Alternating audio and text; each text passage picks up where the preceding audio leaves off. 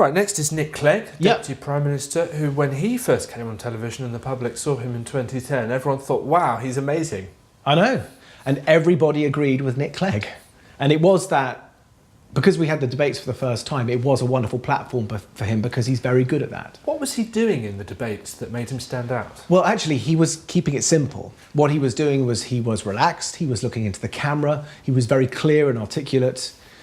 His rhythms were good, there was plenty of modulation in his voice, and certainly compared to Gordon Brown, he seemed younger and fresher. And I don't know what it is with electoral politics in Britain and America, but we like young, we like fresh, we like new.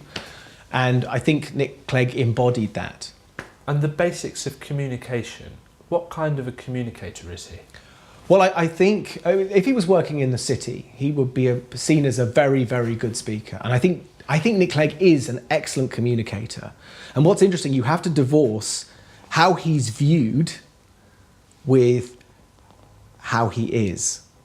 Because if you see him, for example, at the Liberal Democrat conference, I mean, he's wonderful. He's incredibly comfortable on the stage. His range is amazing. He can go from something really quite serious and important to something light. He can make the audience laugh easily. There's a sort of repartee and an atmosphere and a flow between him and his audience. This is when he's with his own tribe. He's really comfortable. The problem is, of course, when you have someone that fresh and exciting who's then defending the government, it becomes a little bit boring, I think, and a little bit predictable. And I think Nick Clegg's, he's almost built a trap for himself. He's become predictable. I think Nick Clegg is incredibly polished. And I think it works really well for him. But also it's almost a negative because he's so polished that people feel he's too slick. And I think if Nick Clegg did more of what he does at Liberal Democrat conferences, where he really does allow, the veil to be lifted, and he allows himself to really be a little bit more vulnerable and less polished, I think that will reconnect voters with him. Because I think, he has this platform, but because he's in a minority party, he's found it difficult to give that any oxygen. And if you had to pick out one single gesture of Nick Clegg's style that sums him up, what would it be?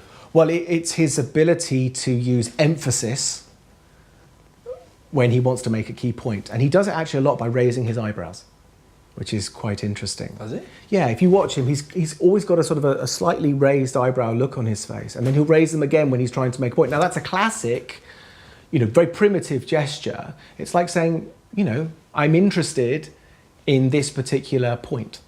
And he does it a lot. He always seems, his eyebrows seem to be just slightly raised. That's really interesting. Which I find interesting.